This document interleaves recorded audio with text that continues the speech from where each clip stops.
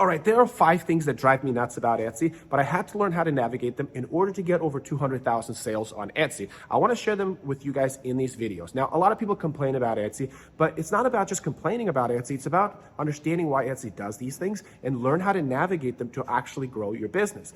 Here's the thing, a lot of different kinds of people have different businesses in mind in their head. They want to grow a brand, or they want to, grow some kind of specific kind of business.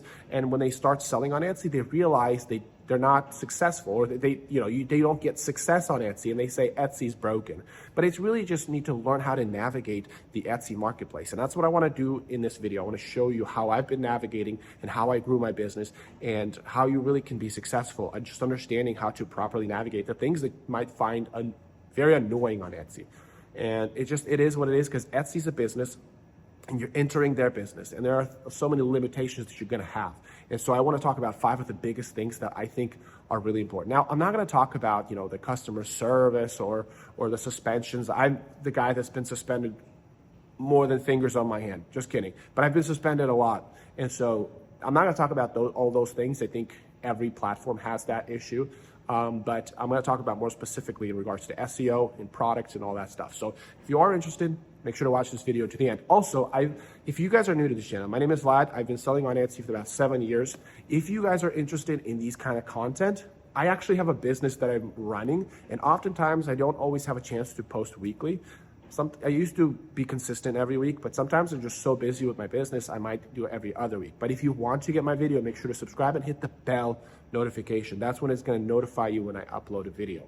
A lot of YouTubers, they talk about Etsy and how to sell on Etsy. They don't actually make money on Etsy. They make money on YouTube, which is really should be backwards. And for me, it's backwards. I have a business and I'm trying to run this business, and I make these videos when I have a sliver of time. And so if you want to get these kind of videos on how to actually build your Etsy business, make sure to hit the bell, okay? Now, the first thing I do not like about Etsy is that you have to constantly post. You can't rely on 1 or 2 products or even a dozen of products. You need to constantly innovate, constantly provide value. Now, sometimes it's as simple as just post the same thing later down the road. Let's say you have a listing for a couple of years, just post that same listing in a new listing. And I've heard so many stories where they haven't even changed anything part of the listing, maybe just the thumbnail, and they've done so much better. It just revives. For some reason, it's just the way Etsy works. And I don't know if it's trying to be very fresh for the customers. New sellers have new ideas and all that stuff, but constant posting has to be. It's almost like a social media marketplace. If you are not treating Etsy like a social media, you're going to start to see dwindling of sales. You might have a jump, but then it slowly dwindles. And the graph is pretty much similar every single time. You'll have a growth, and then it'll slowly dwindle down. It'll reach kind of a neutral zone where you're just ranking on the SEO of it, but Etsy is really dependent on Etsy recommending your product. So if you're gonna depend your business on just SEO strictly, you're gonna have very small amount of traffic. The most traffic comes when Etsy recommends your product. But Etsy kind of one of those things, it gets, those people that are into something for a month, they're all about, guitars or Fender Stratocasters, and all of a sudden, they forgot that they even were interested a few months after that. That's kind of how Etsy works. It gets so excited about your product, it's going to recommend, and then over time, it's going to recommend a different product. It's not really interested in your product anymore. So for you to really get that traffic or really benefit from this, what's frustrating is you got to have to post more. The second thing is there's no seniority in Etsy. Just because your listing has all the reviews, just because your listing has all the good metrics and it's a really healthy listing, doesn't matter that a new seller coming on board has no history, no reviews, maybe not much experience with whether the product is good or not. They oftentimes might even have the same chance to be introduced to customers as you are. Let's just say a product is less quality, but it's more trendy. Well, they're gonna have a better chance than your product, even though they don't have reviews, even though they don't have this customer interaction or customer service and all that stuff, they're still going to rank. And Etsy does this because it wants to provide everybody with the opportunity. So if you are new to Etsy, it's a good news for you because you have the chance to really win. If you've been selling on Etsy for a while, or you have a listing that's doing really well, just know that other new listings will be able to compete with yours despite not having much history with customers. And this brings me to my third one. Now, because there's really no seniority, and things move really quickly on Etsy, things that really stick out are trends. So if you are selling whatever product you're selling, if say St. Patrick's Day is coming up, if they add St. Patrick's to their keywords and they turn their thumbnail green, or they upload a listing with, St. Patrick's Day, they're gonna maybe temporarily replace your product just because it's a more relevant product for the season. If you could be selling, I don't know, t-shirts, and they could rank on the keyword gift for him, but a St. Patrick's Day is going to be on the front page now because it's more relevant. And so therefore people are more incentivized to be more trend specific versus evergreen. And so this makes it more difficult for you to grow an evergreen business because you're constantly going to have to really face this trend. Sometimes what I find that if you are not targeting trends, if you are trying to focus on evergreen products during the hot seasons of maybe specific, like a Valentine's Day, you'll see some of your sales actually dip because things with pink hearts are going to take your spot for girl t-shirts or whatever product you have been selling, because they have the keyword Valentine's. Now, do you need to start all of a sudden changing your keywords every holiday season? No. The point is that it kind of encourages you to create another listing specifically targeting that season or that trend that is happening. Okay, number 4 is the subjectivity of the SEO, or understanding which keywords you should be targeting.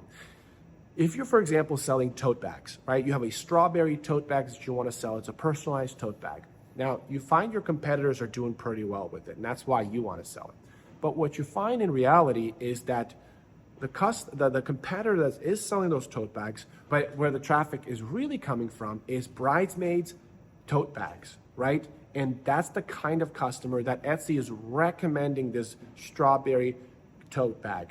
So what happens, most of the traffic comes not from SEO, and you can find that on your statistics, and most of that comes from Etsy recommending the product. So if Etsy find that people that are searching for bridesmaids tote bags are the ones that are more likely to buy a strawberry tote bag, then whoever puts out strawberry tote bags, they really are selling to customers that are looking for bridesmaids gift bags, or gift boxes or tote bags. And so what this becomes more challenging is to really understand what's your next product, or how can you do your keyword research. You thought this was the keyword, and you might have even decided to add more products with strawberry, and you might have even thought of putting maybe a candle that smells like strawberry, but you've missed the mark because the whole sales weren't even happening to the keyword strawberry, and now you've built out a lot of these products thinking that the strawberry was the reason why you are making all these sales. So it's really important to understand where your customers are coming from. Now, this is not a bad thing. It's just one of those things you need to understand, that Etsy is not always direct with their SEO, because Etsy is really an AI that's recommending your product to different people. And a lot of times it's really difficult to track it on why it's doing what it's doing for you to then create a next product and really try to build your Etsy shop, because you really are thinking about what's the next thing, what is your shop going to look like. Which also brings me to number 5. And number 5 is you cannot build your Etsy brand. You cannot build your business. What you're essentially doing on Etsy is you're creating listings that give you the best chance to access the traffic that exists on Etsy. There are a lot of people that want to create a holistic looking like Etsy shop. And I've seen that work for some people, but you have to be really specific on what niche you're going into.